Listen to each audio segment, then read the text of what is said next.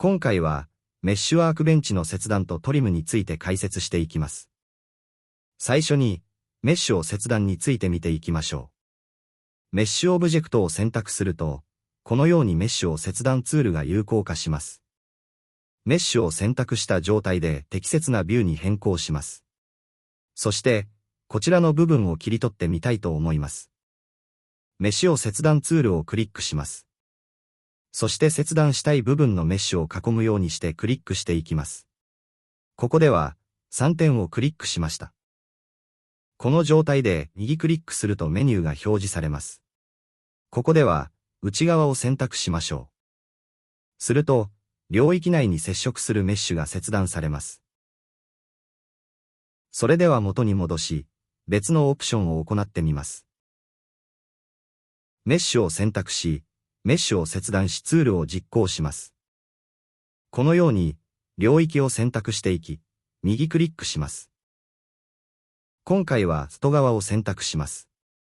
すると、領域に接するメッシュは残り、それ以外の部分が切断されます。それでは元に戻し、もう一度実行してみます。メッシュを選択し、メッシュを切断ボタンを押します。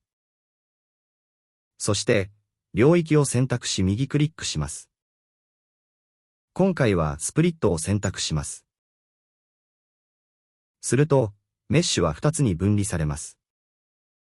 分離されたことを確認するために、このメッシュを変換して移動してみましょう。このようにして移動することができます。これが、メッシュを切断ツールです。次はメッシュをトリムツールについて説明します。このツールは、選択したポリゴンでメッシュをトリムします。ビューを変更してレッシュをトリムしてみましょう。最初にメッシュを選択し、このボタンを押します。そして、先ほどと同じように領域を選択していきます。そして、右クリックしてメニューが表示されたら、内側を選択してみましょう。すると、このように領域内のメッシュがトリムされた状態となります。元に戻し、別のオプションを実行してみます。メッシュの選択状態で、もう一度メッシュをトリムボタンを押します。右クリックして、今度は外側を選択します。すると、選択領域の外側がトリムされました。それではもう一度、別のオプションを行ってみます。このように選択し、右クリックします。そして、今回はスプリットを選択します。すると、このように領域の外側と内側で切り離されたメッシュとなります。これがメッシュをトリムコマンドです。次は、平面上のメッシュをトリムするツールについて説明します。このコマンドを実行するには、メッシュとプリミティブ平面を用意する必要があります。それでは、パートワークベンチに切り替え、平面を作成します。平面を作成するには、プリミティブを作成ボタンをクリックします。そして、パネルで平面を選択した後、長さと幅を調整して作成ボタンを押します。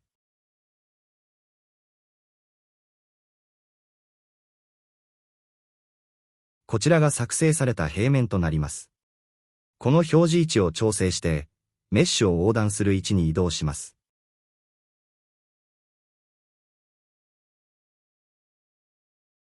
このように平面が完成したら、メッシュワークベンチに変更します。そして、メッシュと平面を選択した後、平面上のメッシュをトリムを選択します。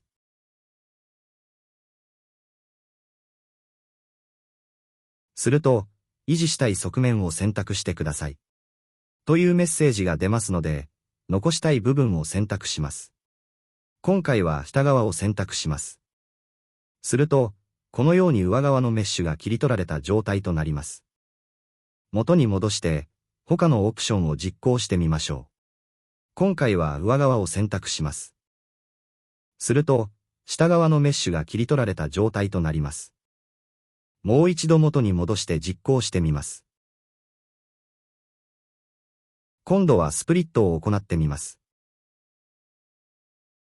すると、一つのメッシュが二つに分割されて表示されます。分割されたメッシュを移動してみましょう。このように分断されていることがわかります。これが平面上のメッシュをトリムコマンドです。次は、メッシュと平面から断面を作成するコマンドについて見ていきましょう。メッシュオブジェクトと平面を選択した状態で、このメッシュと平面から断面を作成ボタンを押します。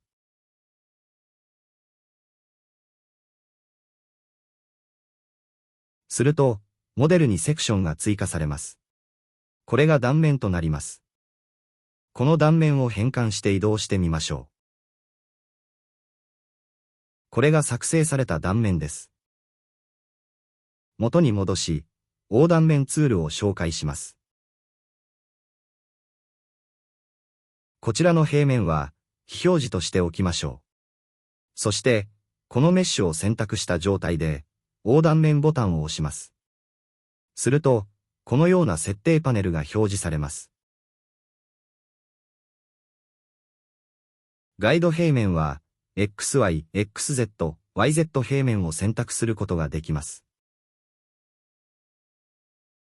今回は XY 平面を選択します。横断面オプションを選択すると、断面の数を増やすことができます。現在、総数が1となっていますが、こちらの三角印を押すことによって増やすことができます。この設定では、開始位置を 5mm として、それより上の部分で等間隔に2つの断面を作成することができます。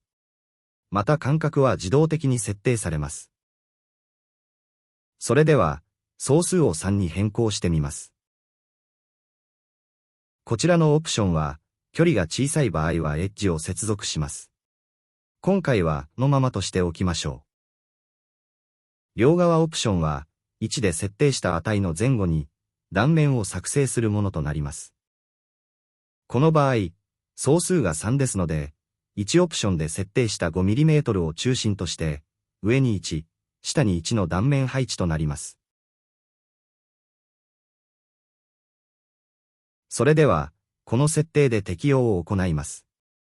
そしてキャンセルして、元の画面に戻ります。こちらが断面が作成された画面となります。モデルに追加されたメッシュ CS をクリックすると、このように断面が表示されます。